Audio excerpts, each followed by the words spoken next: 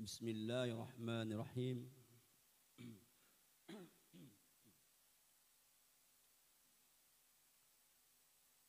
Assalamualaikum warahmatullahi wabarakatuh.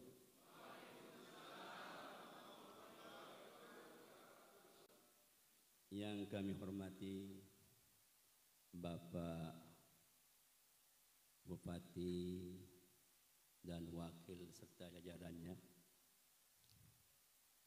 para tamu undangan yang berbahagia. Banyak sekali undangannya, ini maksudnya singkat-singkat aja.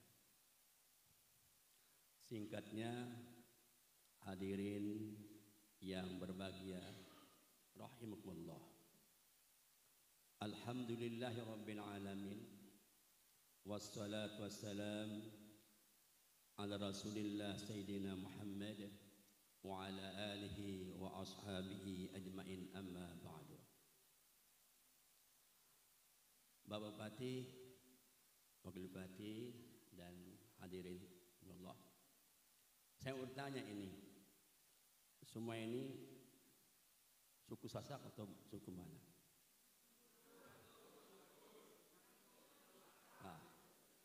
Maksud saya sama pakai bahasa Cina rasanya saya. Oh, bahasa Sasak aja, campur bahasa Sasak dan bahasa Indonesia. Pertama, pertanyaannya begitu. Pertanyaan kedua, mau panjang-panjang atau pendek-pendek? Allahu Akbar. Kalau panjangnya jam berapa nanti selesainya itu? Singkat-singkat saja atau sederhana saja. Sederhana itu tawasud, sedang-sedang aja, tidak nomor 1, tidak nomor 3, tapi berapa itu?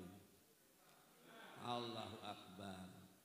Di tengah-tengah, artinya tidak panjang pidatonya, tidak singkat pidatonya, di tengah-tengah. Baik. Alhamdulillah, segala puji bagi Allah SWT yang telah memberikan pada kita kesempatan hadir di tempat yang mulia ini dalam rangka mengaji tentang Isra Mi'raj. Karena ada sebagian tidak membolehkan, ada sebut dengan apa itu sebutnya itu al-bid'atu, tapi tidak pakai itu sekarang, kita pakai pengajian Isra Mi'raj untuk menghindari kata-kata itu. Ngaji tentang Isra Mi'raj Nabi kita Muhammad sallallahu alaihi wasallam. Isra, kalau dari segi bahasa itu bagi yang ngaji itu asra yusri isra. Itu artinya berjalan malam. Kalau bapak-bapak datang di rumah ke sini, nama juga Isra. Tapi beda kalau kita jalan sendiri, pakai apa? Entah pakai jalan kaki atau pakai kendaraan. Tapi berbeda kalau nama salat asra yusri, dijalankan karena luar biasa.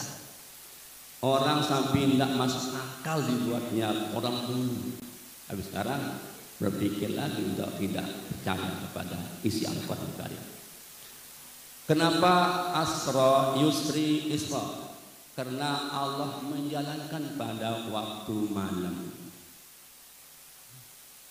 Apa ini amazing, sangat luar biasa atau tidak? Al-Quran menggunakan kata bahasanya pertama kali dengan kata subhana.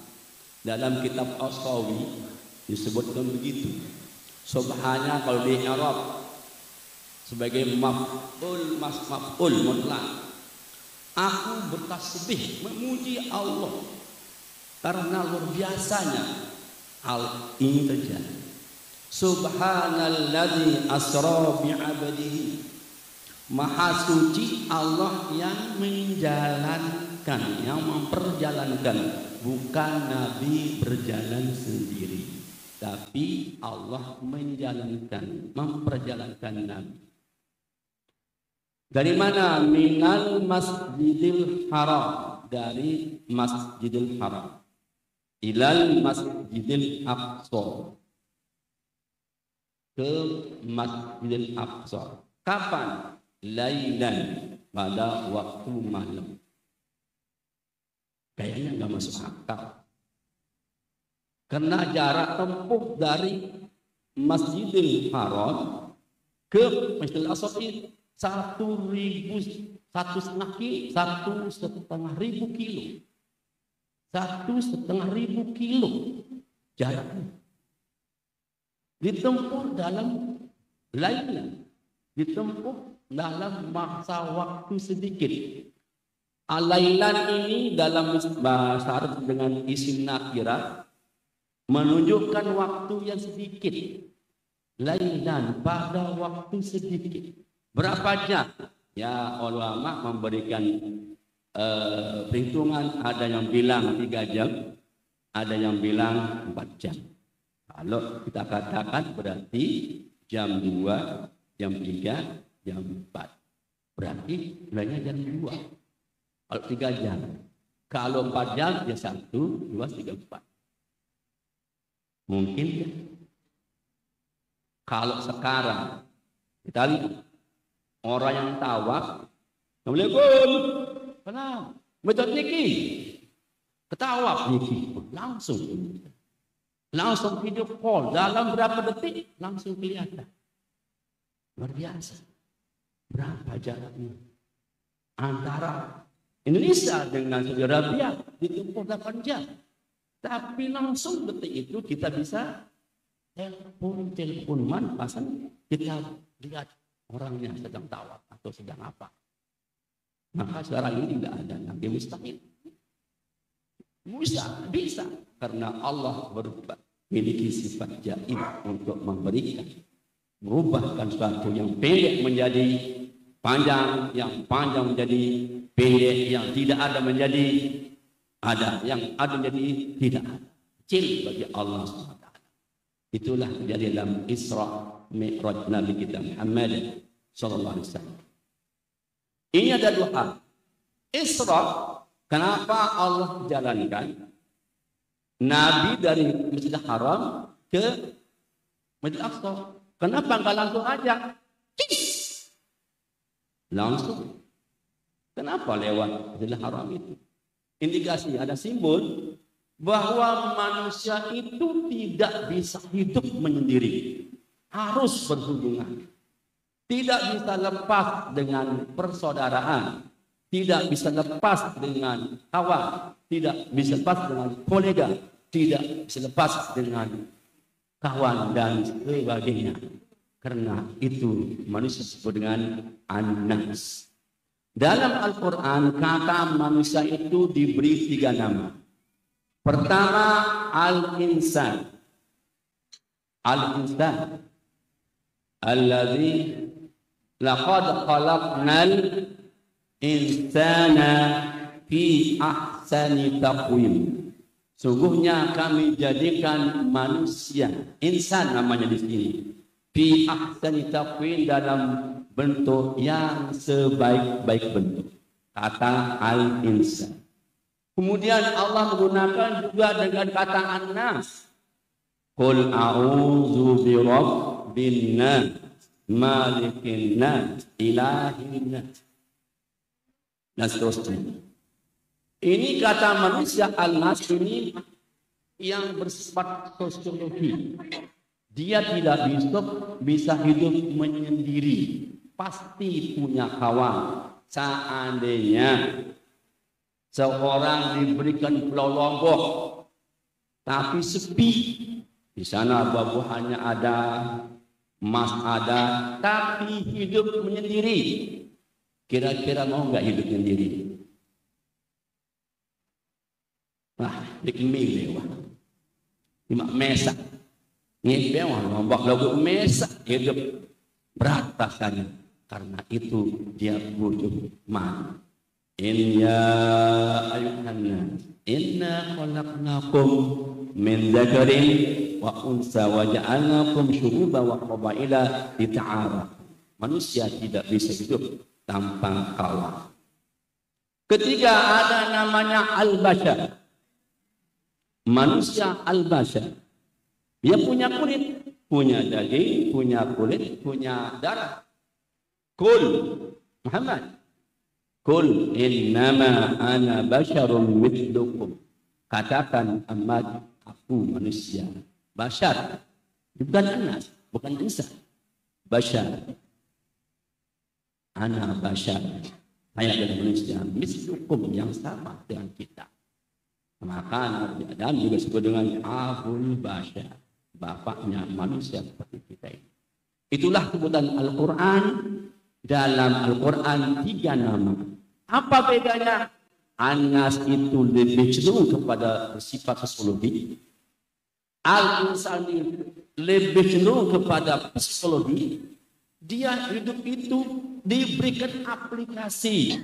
Aplikasi berbeda sekarang Android itu ada berarti ini, tapi insan diberikan aplikasi namanya akal, namanya nafsu. Nafsu itu dalam diri kita ada 7 bentuknya. Pertama, nafsu amarah. Kedua, nafsu lawamah. Ketiga, nafsu mulhamah. Keempat, nafsu mutmainnah. Kelima, nafsu radiyah. Keenam, nafsu mardiyah. Ketujuh, nafsu kamilah. Ada pada diri kita masing-masing. Tapi sumber penyakit kejahatan ada 2 tempatnya, yaitu nafsu amarah dan nafsu lawamah. Kalau kita bisa meredam 2 nafsu ini, tidak ada namanya pencuri, tidak ada namanya maling, tidak ada namanya perampok, semuanya damai, aman, karena sudah diredam namanya nafsu amarah, nafsu lawamah. Bagaimana caranya? Salah satu caranya adalah mengaji. Maka semuanya itu penting supaya bisa meredam nafsu, 2 nafsu itu, nafsu amarah dan nafsu lawamah. Itulah disebut dengan al-insan. Ini jejak-jejak ini diikuti oleh para sadiqin, para ahli tarekat, arifin, orang yang sampai kepada ma'rifatullah. Ini cara-cara mereka. Itulah insan, akal, diberikan pikiran, diberikan hati, diberikan nafsu. Itu insan. Al-bashar terakhir, manusia sifat seperti kita, hewan yang punya kulit, daging, dan tulang. Itulah al-insan. Nabi, lalu Nabi kita, mungkinkah dia Isra berjalan dengan waktu kita itu? Ya, mungkin. Karena Allah bersifat mengadakan, jaiz untuk mengadakan atau tidak mengadakan, bagi Allah itu mudah. Apalagi sudah ada, mudah. Kemudian, nah inilah jarak tempuh dari Masjidil Haram Masjidil Aqsa itu. Kenapa ini didahulukan oleh Allah? Supaya hubungan manusia itu dipererat. Jangan sampai lupa dengan kawan, sampai lupa dengan kerabat, jangan sampai lupa dengan warga, jangan sampai lupa dengan masyarakat. Tidak bisa. Bahkan Allah mengharamkan kalau kita merusak dalam hubungan dengan kawan, dengan tetangga, supaya tetap utuh bersaudara. Bahkan dalam Al-Quran sampai 75% itu berkenaan dengan amalah hubungan antara manusia-manusia. Kemudian Allah melanjutkan dengan baru Mi'raj. Mi'raj dari mana kira itu? Loh, Bapak? Apa? Ngantuk Pak ya? Ngantuk? Belum ngantuk? Belum. Kemudian Mi'raj dari Masjid Aqsa. Ini. Dalam tadi dibacakan tadi, linuriyahu min ayatina. Allah tunjukkan kehidupan, bentuk kehidupan itu yang di dunia ini dan akan diperoleh nanti di akhirat, seperti ketika Allah menciptakan. Salah satunya adalah orang yang menanam pohon langsung berbuah dan banyak. Itu menunjukkan apa? Juga menunjukkan supaya kita hubungan manusia itu dipererat. Bagaimanapun kita tidak bisa lepas hidup manusia. Kemudian Allah nampakkan lagi orang memukul kepalanya, dipukul, pukul pecah. Betul lagi, pecah. Hapus lagi. Jibril, ada apa kerabat ini? Itulah tanda-tanda umat yang malas sholat. Mudah-mudahan insya Allah ini Pak Bupati, insya Allah jajarannya tidak ada yang malas sholat. Amin. Amin. Kenapa ini bahaya?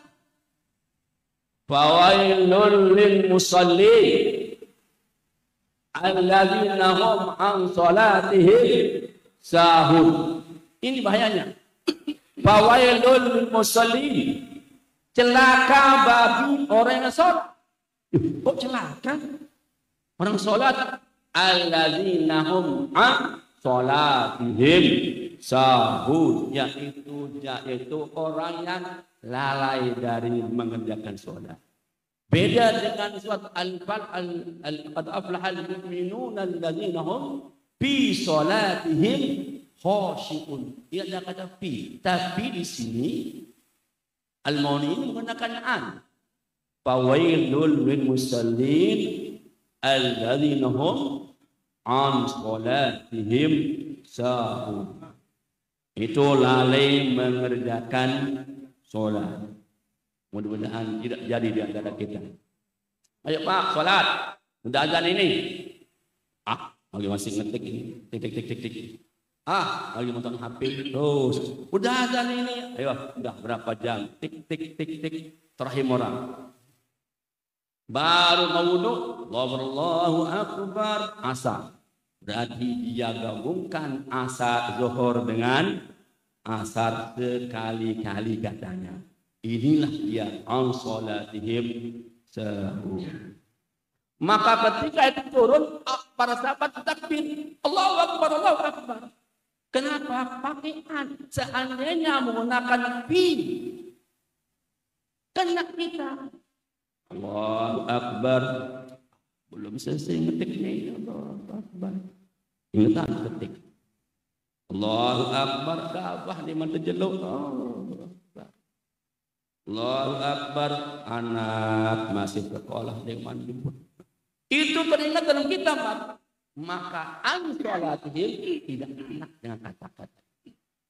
Andai kata pi sholatihim, maka begitu kita takbir mengingat wafau, ingat timur tunu, kanduklah kelor, maik rasa. Celakalah kalau begitu yang terjadi. Tapi Allah menggunakan an salatihim sahun, insyaallah tidak kan. Tapi sini bagaimana? Orang itu melalaikan diri untuk mengerjakan sholat. Inilah yang kena nanti dipukul-pukul itu. Pecah kepalanya. Nanti pukul, biar lagi gambaran dah hidup. InsyaAllah. Maka Nabi Ibrahim dan sholat ini doa bukan nama kampung lagi. Nabi Ibrahim, Rabbi ja'alni muqimis sholat wa min dzurriyyati. Ya Allah, jadikan aku dan keluargaku muqimis sholat, dari yang orang yang menegakkan sholat. Bahkan Nabi meninggal dunia, apa pesan Nabi terus dia bilang? Nabi ketika sekarang maut, maka Ali mendengarkannya, apa kata Allah? Nabi teringat, bibirnya bergerak-gerak. Ali mengintipnya. Apa kata Rasulullah?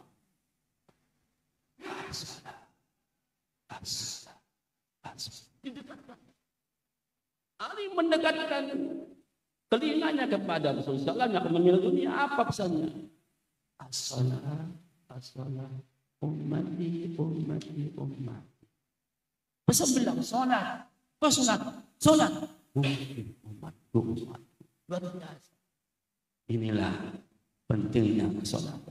Apalagi kalau kita akan lebih dalam lagi, apa mana sholat, apa mana berdiri, apa mana ruku, apa mana sujud, apa mana Itu dulu. Dalam kitab Daqaiqul Akhbar namanya. Salat itu berbentuk Ahmad. Ahmad. Qum kal alif. Berdirilah seperti huruf alif. Jangan merah miring.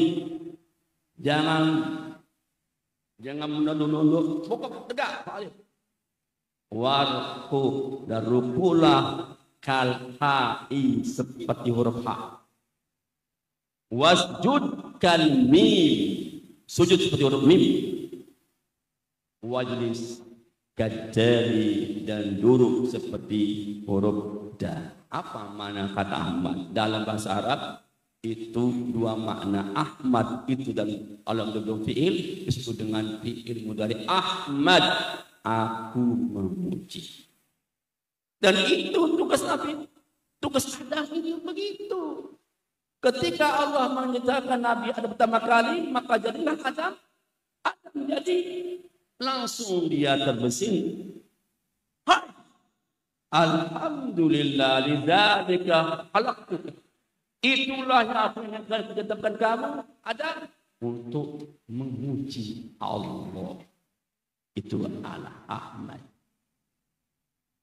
Kalau menggunakan isim tafdhil Ahmad, yang paling terpuji siapa? Allah Subhanahu wa ta'ala. Tapi cara kita memuji adalah syariat Nabi kita Muhammad sallallahu alaihi wasallam adalah salat. Itulah yang akan terima oleh Nabi sallallahu perintah dari Allah Subhanahu wa ta'ala.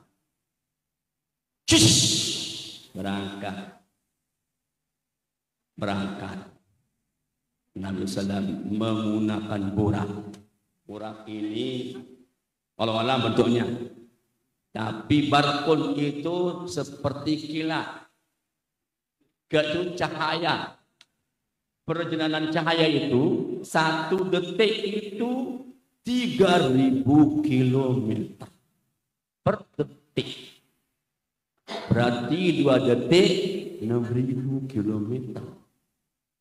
Nah, sudah sampai kemana? Mengalahkan sudah sampai Sumbawa. Tinggal 3.000 kilo per detik. Ini yang dilalui Rasulullah menuju Sidratul Muntaha. Logika kita lagi.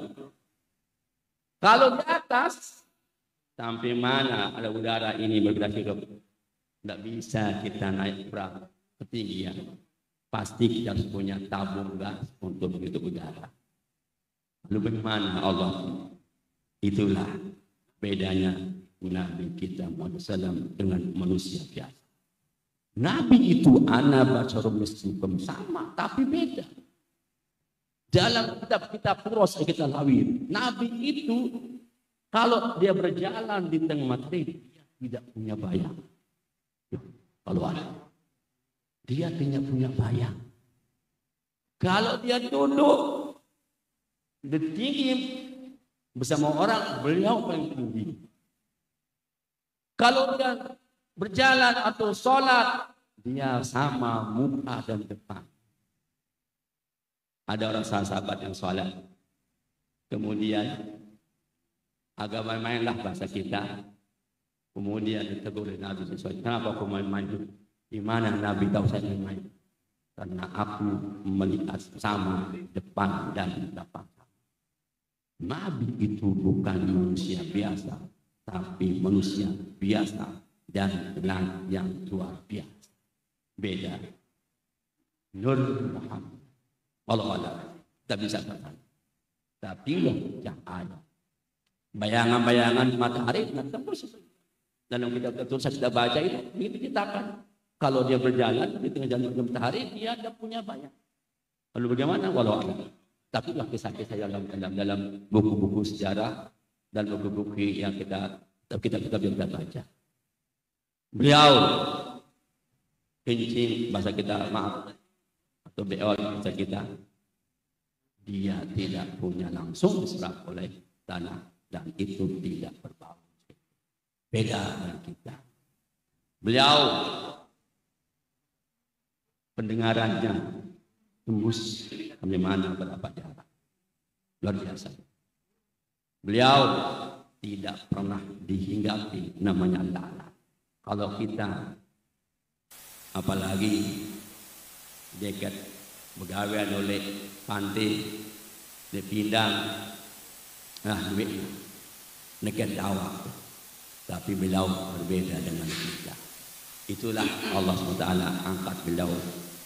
Bertemu pertama bertemu dengan Nabi Adam alaihissalam.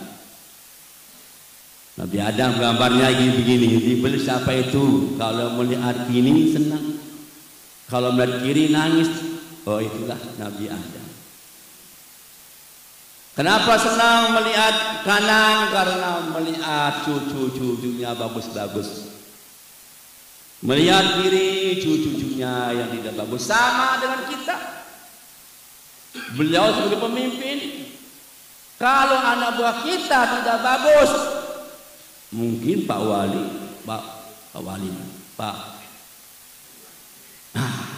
Bupati kurangnya enak. Sama dengan beliau. Melihat anak buahnya bagus, tenang sama dengan Nabi Adam. Karena berbasuh. Begitu juga sebagai orang tua kita ini melihat anak kita yang bagus, adem ayam kita rasakan. Tapi kita melihat anak kita nakal, sedih rasa sama dengan Nabi Adam. Karena itu bawaan kita Nabi Adam sama dengan kita Abul Bakar. Orang tua kita yang sudah meninggal dunia sama dengan Nabi Adam. Mungkin beliau sedih melihat keluarga kita yang tidak bagus, tidak sholat, tapi yang bagus-bagus jangan senang. Itulah Nabi Adam alaihissalam. Langsung langit kedua, Nabi Harun, Nabi Yahya, Nabi Isa, Nabi Musa, Nabi Ibrahim alaihissalam. Nah, terus singkat cerita, Sidratul Muntaha. Inilah puncak tertinggi pembukaannya. Kalau mana-mana itu harus berkawan. Jangan ke ini jauh. Usaha berkawan supaya ada tempat kita ngomong. Mungkin ketika jalan, kemudian mesak-mesak lalu jok bimbing, mungkin besban lah berangan. Nabi Muhammad SAW pun ditemani oleh Jibril alaihissalam. Sini sampai sini. Kemudian bagaimana? Baru menurut hadis Aisyah alaihissalam, apakah Nabi bertemu Allah? Aisyah menceritakan hal tara rabbak, yang apakah kau menemukan Tuhanmu? Nabi menjawab, ara nuro, aku melihat cahaya. Tapi zat Allah tidak bisa tembus. Bahkan dalam satu kitab, ma'arafnaka haqqa ma'rifatika. Aku, kata Muhammad SAW, aku tidak mengenalmu sekenal-kenalnya. Karena Allah tidak memberikan kita peluang untuk mengenal jasadnya, mengenal zatnya. Yuhadzirkumullahu nafsah.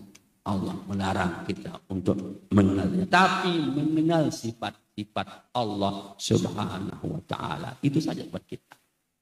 Kemudian jadilah dialog antara Allah dan Nabi sallallahu. Apa pertama kali yang dikatakan Nabi? At-tahiyyatu lillah. Penghormatan yang banyak lillah, hanya milik Allah. Kemudian dijawab, assalamu alaika ayuhan nabi. Keselamatan atasmu wahai Nabi. Nabi enggak mau selamat sendiri.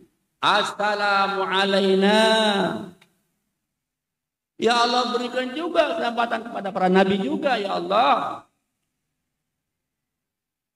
wa ala ibadillahis sholihin, dan juga kepada hamba-hambamu yang soleh-soleh. Itu dialog itu direkam oleh malaikat, maka muncul kata asyhadu alla ilaha illallah wa asyhadu anna muhammadar rasul. Itu yang kita pakai saat sekarang. Maka tidak sah sholatnya kalau tidak membaca ini. Maka jadinya kalau ingin nyampe surga, maka harus punya sinyal. Apa sinyalnya? Adalah mengenal Nabi kita Muhammad sallallahu alaihi wasallam. Singkat cerita, karena ini bicaraannya bagaimana merawat keragaman kita supaya tidak retak. Maka bagaimana cara menjadi hamba-hamba yang soleh? Wa ala ibadillahis sholihin itu. Pertama, Bu, catat Bu, Bapak catat, supaya kita damai, semuanya baik, keluarga kita baik, lingkungan kita baik, tekankan 5 ini. Itulah oleh-oleh dari Islam yang sekarang ini. Pertama, kuatkan iman kita. Wa ala ibadillahis sholihin, jadi hamba yang soleh. Pertama, kuatkan iman kita. Bahkan Nabi misalnya, jadidu imanakum bila ilaha illallah. Kuatkan imanmu dengan kata-kata la ilaha illallah. Yang kedua, apa kira-kira Bu? Apa kira-kira? Islam. Jangan sampai terpleset Islam kita. Paling tanda yang pertama adalah tegakkan sholat. Itulah tegakkan sholat Islam kita. Yang ketiga, ilmu. Jangan tidak punya ilmu. Jangan menjadi orang bodoh. Jangan menjadi orang bodoh. Bahkan dalam kitab Qathul Ghaif yang paling mudah itu. Bodoh itu sejajar dengan tamak, loba, hasad, dengki, takabur, ghadab. Temannya itu. Tamak, dengki, loba, hasad, ghadab, takabur. Itu temannya bodoh. Insya Allah Lombok Tengah tidak ada yang bodoh. Itu perjuangan Bapak Bupati supaya tidak ada masyarakat yang bodoh. Bodoh adalah sumber penyakit. Bahaya. Bahkan bodoh itu disebutkan kaum jahilin, orang-orang yang bodoh. Terakhir, yes, understand. Ngerti yang niki karing semenit. Terakhir, amal. Iman, Islam, ilmu, amal terakhir. Amal. 4 amal. Bagaimanapun iman kita kuat, Islam pun ada, tapi karya tidak ada. Belum dikasih nilai. Wal asri innal insana lafi khusrin illa alladziina amanu wa amilu as-sholihat, beramal soleh. Bukan fa'alu. Dia pakai amilu. Amilu itu konsisten, terus-menerus beramal soleh. Tidak putus. Tidak putus sholatnya setahun. Tidak. Terus beramal soleh. Gunakan daya pikir, perkataan, dan perbuatan untuk beramal soleh. Baru ada maknanya hidup ini. Yang kelima. Iman, Islam, ilmu, amal, terakhir ikhlas. Ikhlas. Artinya apa?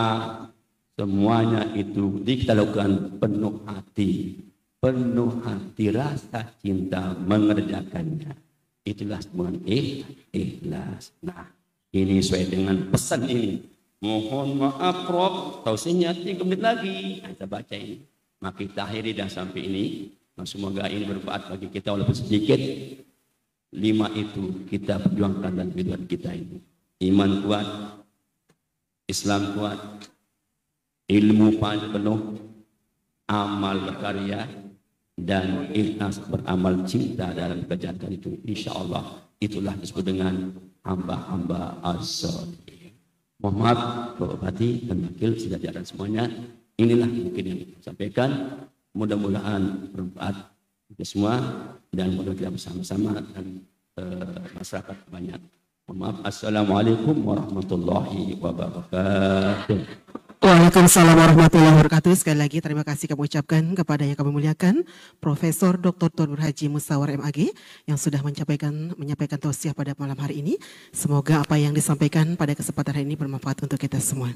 Amin amin ya rabbal alamin.